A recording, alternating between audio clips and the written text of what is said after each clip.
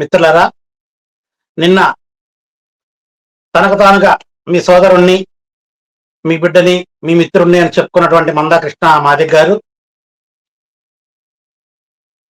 మన మధ్యలో ఉన్నటువంటి చిన్న చిన్న మనస్పర్ధల్ని వదిలేసుకొని కుల నిర్మూలన కోసం కలిసి పోరాడదాం రండి అని పిలుపునివ్వడం జరిగింది.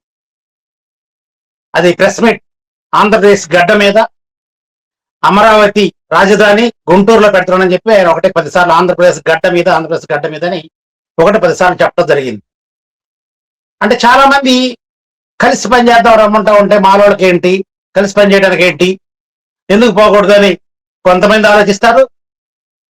కొంతమంది మా మాల సోదరులు కూడా చాలా సంతోషం, కృష్ణమాది గారికి ఇప్పుడే జ్ఞానోదయం అయింది, కలిసి పనిచేద్దాం అంటున్నాడు, సో కలిసి పనిచేద్దాం అని కొంతమంది మా మాల సోదరులు కూడా వీ సపోర్ట్ కృష్ణమాది గారి అనేటటువంటి ఆలోచనలో కొంతమంది ఉన్నారు. కొంతమంది ఆయన ప్రశ్నలు వేసే పరంపరలో సాగుతూ ఉంది. కృష్ణమాది గారు స్వతహాగా ఏం డిమాండ్ చేశారంటే, దళిత క్రైస్తవుల జోలికి వస్తే ఒప్పుకునేది లేదు అంటూ మొదలు పెట్టారు ఆయన. ఇక్కడ నా సూటి ప్రశ్న కృష్ణమాది గారికి, దళిత క్రైస్తవులు అంటే ఎవరు? ఇక్కడ దళితులు అంటే ఎవరు? మీరు 2006-7 ఆ ప్రాంతంలో రాజశేఖర్ గారు ముఖ్యమంత్రిగా ఉన్నప్పుడు జూపూడి ప్రభాకర్ గారు మీరు TV9 స్టూడియోలో కూర్చున్నప్పుడు వర్గీకరణకు ఒప్పుకోండి అన్నా అని మీరు జూపూడి ప్రభాకర్ గారిని రిక్వెస్ట్ చేసినప్పుడు ఆయన రాజ్యాంగం ఒప్పుకో తమ్ముడు అన్నాడు. వర్గీకరణకు ఒప్పుకొని రాజ్యాంగాన్ని తగలబెట్టడం మాకు అక్కర్లేదు అని మీరు అన్నారు. మీకు గుర్తుందో లేదా? TV9 ఇప్పుడు తీసినప్పుడు ఉంటుంది, అఫ్ కోర్స్ ఉంటే వెతికి దాన్ని పెడతాం. రాజ్యాంగాన్ని తగలబెట్టండి అన్నారు. కానీ అదే నోటితోటి నిన్న మీరు రాజ్యాంగం కల్పించిన హక్కులు మా దళిత క్రైస్తవులకు వర్తించవా? ఆర్టికల్ నంబర్ 14-15, ఆర్టికల్ నంబర్ 341 మా దళిత క్రైస్తవులకి వర్తించవా? ఆర్టికల్ నంబర్ 25 ప్రాథమిక హక్కులు మా దళిత క్రైస్తవులకి వర్తించవా? రాజ్యాంగాన్ని మీరు కాపాడరా? రాజ్యాంగం కల్పించిన హక్కులు మీరు కాలరాస్తారా అంటూ అదే రాజ్యాంగాన్ని గురించి మాట్లాడటం. రాజ్యాంగం వర్గీకరణకు ఒప్పుకోకపోతే రాజ్యాంగాన్ని తగలబెట్టండి అన్నవారు అదే. రాజ్యాంగం కల్పించిన 14-15, 25 ఆర్టికల్ నంబర్ 25 మాకు వర్తించవా, దళిత క్రైస్తవులకు వర్తించవా అని మాట్లాడింది కూడా అదే నోరు. ఇంకొకటి, సుప్రీంకోర్టు మన వర్గీకరణ జడ్జిమెంట్ ఇచ్చినప్పుడు అది వర్గీకరణ కాదు, ఉపవర్గీకరణ అని మేము చెప్పుకొని మొత్తుకున్నాం.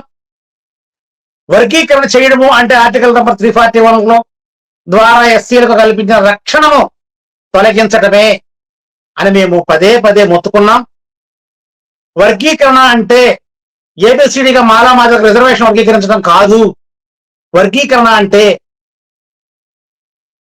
మాలామాదిగను విడగొట్టిన తర్వాత మాదిగల్లో మళ్ళా క్రైస్తవులు హిందువులు వస్తారు, మాలలో క్రైస్తవులు హిందువులు వస్తారు, మళ్ళీ ఈ 2 వర్గాల్లో ఉన్న హిందువుల్లో నుంచి తెలుగుదేశం హిందువులు, వైసీపీ హిందువులు, జనసేన హిందువులు వస్తారు, క్రైస్తవులు కూడా అదే విధంగా వస్తారు. ఇన్ని రకాలుగా విభజించి మనల్ని అతలాకుతలం చేసి అత్యధిక ఓటు శాతం ఉన్నటువంటి మనల్ని బలహీనలు చేస్తారు కృష్ణమాదిగ అంటే దానికి ఏమన్నాడు? మాలోళ్ళు మనవాదులు. మాలోళ్ళు, అవును నేను చెప్తున్నా, మాలోళ్ళు మనవాదులే. యాంకర్ అడిగాడు, అదేంట మాలోళ్ళు మనవాదులు అంటవారు, అంబేద్కర్ వారసులు కదంటే, నా అంబేద్కర్ వారసులు మేము, మాలోళ్ళు మనవాదులు అని నిన్న కాకుండా మొన్నే మీరు అన్నది. ఈ మధ్య మాలోళ్ళు మనవాదులు. అదే విధంగా ఇంకో మాట కూడా అన్నారు, మాలోళ్ళు మా సొమ్ముని 80 ఏళ్ళ నుంచి దోచుకొని తింటున్నారు. కృష్ణమాదిగ వాళ్ళ తాత, కృష్ణమాదిగ వాళ్ళ నాన్న, కృష్ణమాదిగ వాళ్ళ అమ్మ అబ్బరు అందరూ ఇక్కడ సంపాదించిన డబ్బుని, ఆ ఆస్తుల్ని మాలోళ్ళు వచ్చి దోచుకొని తింటా ఉన్నారు. అందుకని నరేంద్ర మోడీ గారి దగ్గరికి వెళ్ళి ఆయన ప్రాధేయపడి, వెంకయ్యనాయుడు గారి దగ్గరికి వెళ్ళి ఆయన కాళ్ళు పట్టుకొని, చంద్రబాబు నాయుడు గారి దగ్గరికి వెళ్ళి ఆయన బతిమలాడుకొని, మేము మీకు ఓట్లేస్తాం, మాకు వర్గీకరణ చేయండి చాలు, మాలోళ్ళు ధనవంతులు అయిపోయారు, మాలోళ్ళు గొప్పోళ్ళు అయిపోయారు, మాలోళ్ళు సమాజంలో ఎదిగిపోయారు, వాళ్ళ రిజర్వేషన్ ఏమైనా లాగేసి మాకివ్వండి, వాళ్ళ లాగేసి మాకివ్వండి అని 1-10 సార్లు అందరినీ ప్రాధేయపడి కృష్ణమాదిగ ఈ రోజు మన మధ్య ఉన్న చిన్న చిన్న అంతరాలు ఏమైనా ఉంటే చాలా అమాయకంగా వదిలేద్దాం రండి, కలిసి కుల నిర్మూలన కోసం. దేనికోసం? కుల నిర్మూలన కోసం మాత్రమే. అంటే ఇప్పుడిప్పుడే మానవ చైతన్యవంతమై 42 లక్షల అత్యధిక ఓటు బ్యాంక్ ఉన్న మాలలం మేము. మా ఓట్లతోనే ఎవడైనా అధికారంలో కూర్చోవలసిందే. మేము కాదు అంటే దిగిపోతారు, మేము అవును అంటే సీట్లో కూర్చుంటారు. కాబట్టి శాసించే స్థాయి మాకుందని మేము తెలుసుకున్నాం. అధికారంలో మా భాగస్వామ్యం మాకు కావాలని మాలను గొంతెత్తినప్పుడు, అందరూ ఎంఆర్ఎస్ఎస్ వైపు చూస్తున్నప్పుడు, యువతంతా ఎంఆర్ఎస్ ని ఆశ్రయించినప్పుడు, సో 29 ఎన్నికల్లో మాలలు అధికారంలో భాగస్వాములు అవుతారు.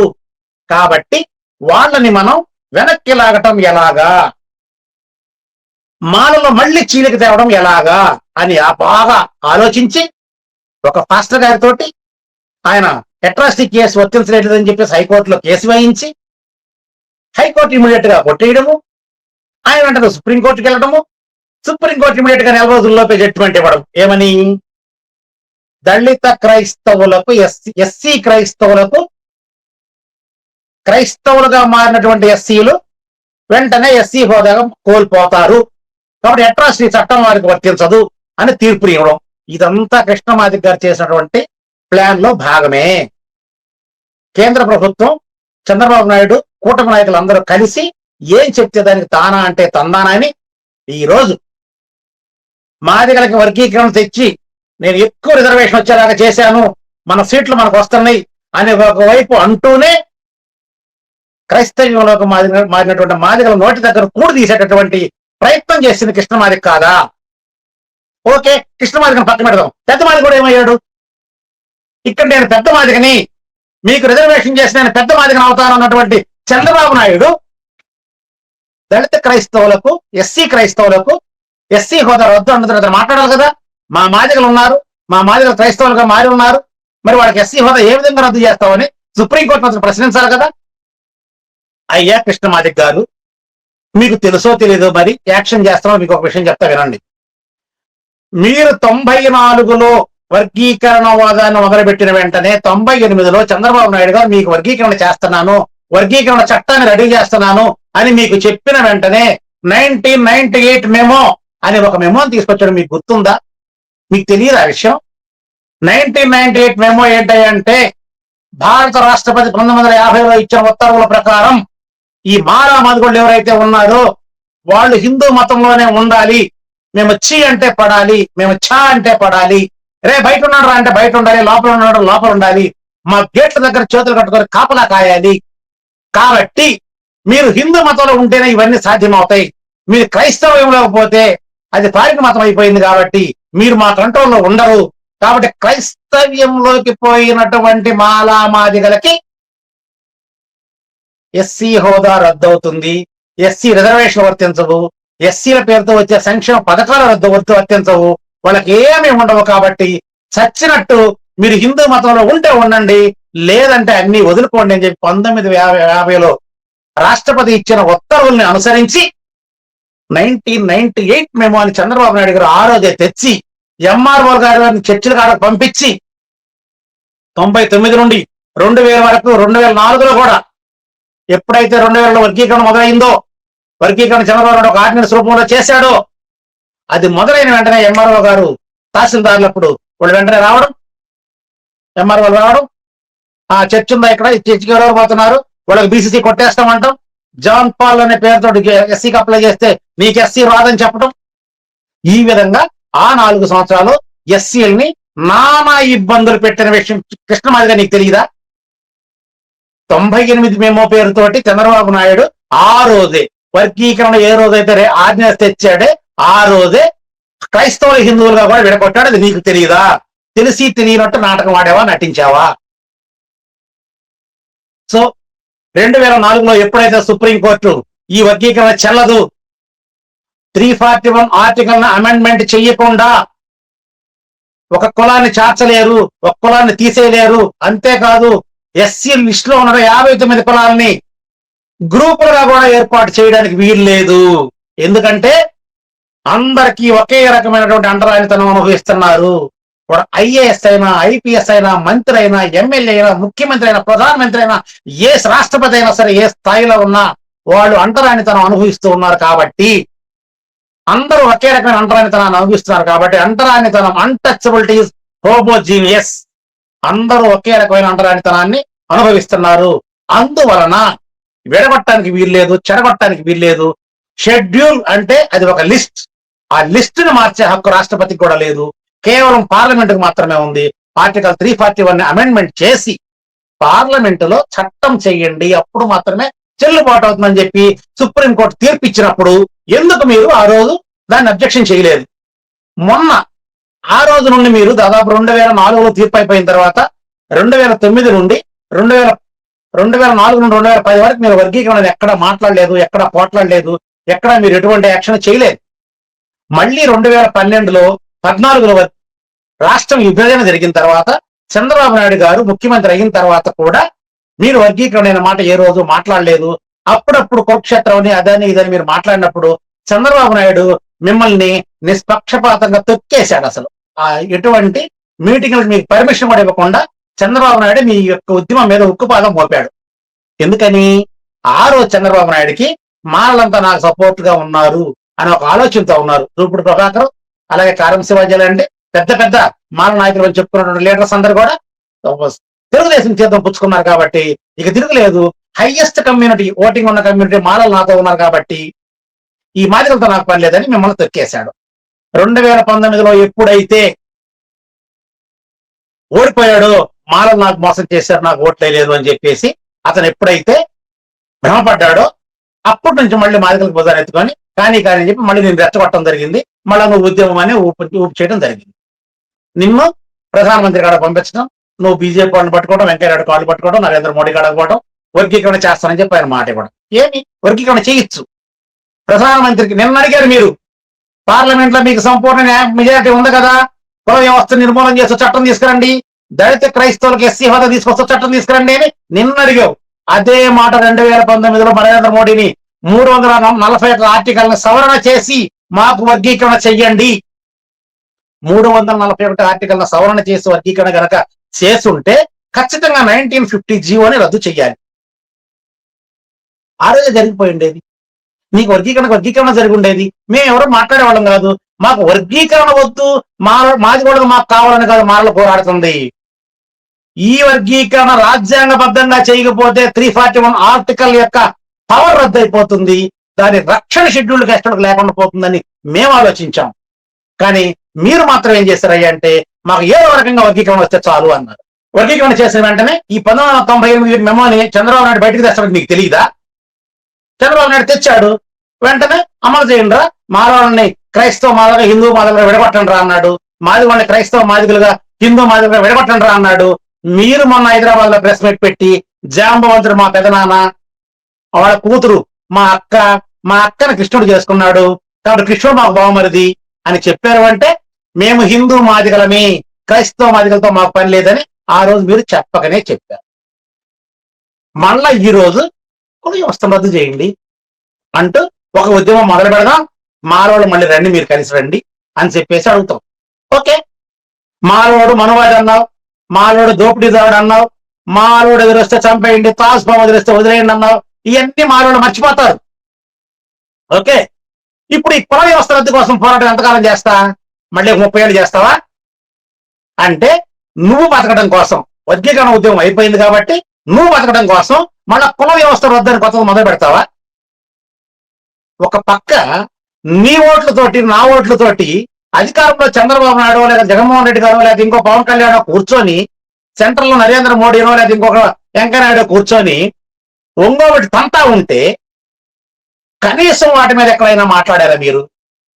ఆకవీడులో అక్కడికి మాలపల్లి మీదకి వెళ్ళి రఘురామకృష్ణరావు దాచిన దుర్మార్గాన్ని, దాస్తీకాన్ని నీ ప్రెస్ మీట్ లో, ఆంధ్రప్రదేశ్ గడ్డ మీద పెట్టిన ప్రెస్ మీట్ లో ఎక్కడైనా ప్రస్తావన చేశావా? కనీసం చంద్రబాబు నాయుడు పెద్ద మాదిగన అవుతానన్నావు కదా, ఇప్పుడు నా మాదిగ క్రైస్తవులకు అన్యాయం జరుగుతుంది కాబట్టి వాళ్ళకి న్యాయం చేస్తావా లేదా అని చెప్పి ఏమన్నా మాట్లాడావా? అవన్నీ వదిలేసి దళిత క్రైస్తవులంట. సుప్రీంకోర్టు దళిత అనే పదాన్ని ఏనాడో రద్దు చేసింది. 20 సంవత్సరాల పాటు ఒక మేధావి పోరాడి ఈ దళితులు అంటే ఎస్సీలు కలిసిపోయి ఉంటున్నారు దళిత అనే పదంతో, కాబట్టి ఎస్సీలను విడగొట్టాలంటే దళిత పదం లేకుండా చేయాలని చెప్పి సుప్రీంకోర్టు ద్వారా చెప్పించాడు. దళిత అనే పదం లేదు, ఎస్సీ అనే పదం వాడండి, ఎస్టీలు బీసీలు అని అడిగారు కానీ దళిత అనే పదం లేదు. ఇప్పుడు తమరు కొత్తగా వచ్చి దళిత క్రైస్తవుల కోసం పోరాడదాం, వాళ్ళ హక్కుల కోసం పోరాడదాం, కుల వ్యవస్థ కోసం నా కుల వ్యవస్థను రద్దు కోసం పోరాడదామంటున్నావే గాని ఇప్పటికైనా ఓకే మాలోళ్ళు వదిలే, నా మాదిరిక రాజ్యాధికారంలో నా వాటా నాకు కావాలి, నా వాటా నాకు కావాలి అని కనుక మాట్లాడగలిగితే మేము ఒప్పుకునేవాళ్ళం. ఎస్, కృష్ణమాది గారిలో మార్పు వచ్చింది, ఆయన అధికారం గురించి మాట్లాడుతున్నాడు, ఖచ్చితంగా మనం కూడా మన వాటా కోసం పోరాడుతున్నాం, ఆయన వాటా కోసం పోరాడుతున్నాం, మనం రెండు చేతులు కలిసి చప్పట్లు అవుతాయి అనే ఆలోచన మానవులలో వచ్చే అవకాశం కొంతైనా ఉండేది. నువ్వు అది వదిలేసి కుల వ్యవస్థ రద్దు కోసం ఎవరితో పోరాడతా? చంద్రబాబు నాయుడు ఇప్పుడు నీకు అపాయింట్మెంట్ అడిగితే ఇస్తాడు, మాలాడ మేము అపాయింట్మెంట్ అడిగితే ఇవ్వడు. ఆయన ఒకటే చెప్పాడు, మాల నాయకులు ఎవరికి నేను అపాయింట్మెంట్ ఇవ్వను, నేను వాళ్ళతో మాట్లాడని ఖరాఖండిగా తెగేసి చెప్పాడు. మేము అపాయింట్మెంట్ అడిగినప్పుడు 1కి 10 సార్లు అడిగితే అదే చెప్పాడు. అక్కడ ఉన్నటువంటి వారు సార్ చెన్నకేశ్వర గారు అడుగుతున్నారు, ఆయన్ని మీరు ఏప్రిల్ 6వ తేదీన 2024లో ఎలక్షన్ ముందు పిలిపించి ఆయనతో మాట్లాడున్నారు, మీరు ఎన్నికలు అయిపోయిన తర్వాత మీరు ముఖ్యమంత్రి అయిన తర్వాత కూడా పిలిచి మన గవర్నమెంట్ సపోర్ట్ చేయండి, మీకు నామినేట్ పోస్ట్ ఇస్తాను అంటే సున్నితంగా తిరస్కరించి నేను అంబేద్కర్ వారసుడు, నాకు భాగస్వామ్యం కావాలి అని సున్నితంగా తిరస్కరించిన వ్యక్తి ఆయన అపాయింట్మెంట్ అడుగుతుంది అని అడిగితే, ఏమండి ఆయన చెన్నకేశ్వర అయితే కావచ్చు మాలవాడే కదా, మాలవాడితో నేను మాట్లాడను అని చంద్రబాబు నాయుడు అన్నాడు. మాదిగతో మాట్లాడతావు కదా, నువ్వు పిలిస్తే పలుకుతాడు కదా, వెళ్ళు చంద్రబాబు నాయుడు దగ్గర కూర్చో, బాబు గారు మా మాదిగ క్రైస్తవులకు అన్యాయం జరుగుతుంది, దీనివల్ల ఇది నువ్వు ఇచ్చిన జీవో 1998 మేము ముందు దాన్ని రద్దు చేయి, ఆంధ్రప్రదేశ్ లో తమిళనాడులో ఏ విధంగా స్టాలిన్ ఏ విధంగా చేశాడు అదే విధంగా ఇక్కడ హిందూ క్రైస్తవం లేరు, ఎస్సీ అంటే ఎస్సీనే, మాలంటే మాలే, మాదిగంటే మాదిగే, రెల్ అంటే రెల్లే, వాళ్ళ సర్టిఫికేట్లు ఎటువంటి మార్పులు ఉండవు, 1950 ఆర్టికల్ రద్దు చేస్తూ అసెంబ్లీలో తీర్మానం చేసి మేము పంపిస్తున్నామని చంద్రబాబు నాయుడు ఎందుకు చెప్పించలేకపోయావు? మరి అమరావతి కోసం ప్రత్యేకంగా సెషన్స్ ఒకరోజు ఏర్పాటు చేశాడు చంద్రబాబు నాయుడు గారు, ఏర్పాటు చేసి దాని మీద ఆహా అందరూ మాట్లాడుకున్నారు, చర్చించుకున్నారు. 2 లక్షల కోట్ల రూపాయలు అప్పైన తెచ్చి అమరావతి నిర్మిస్తాం, ఇక ఇక్కడ నుంచి అమలు కూడా మార్చడానికి లేదు, ఈ అమరావతి మా రియల్ వ్యాపారానికి కమ్మరావతిది, మా వ్యాపార సంస్థది, ఈ గుత్తాధిపత్యం మాకే ఉండాలి అని ప్రత్యేక సమావేశం పెట్టుకున్న చంద్రబాబు నాయుడు గారు ఆ రోజు తీర్మానం చేసి పార్లమెంట్ కి పంపిస్తే మేఘాల మీద మరుసటి పార్లమెంట్ లో ఆమోదం చేశారు కదా. మరి మీరు అడిగితే చంద్రబాబు నాయుడు గారు 1950 ఆర్డర్ రద్దు చెయ్యండి,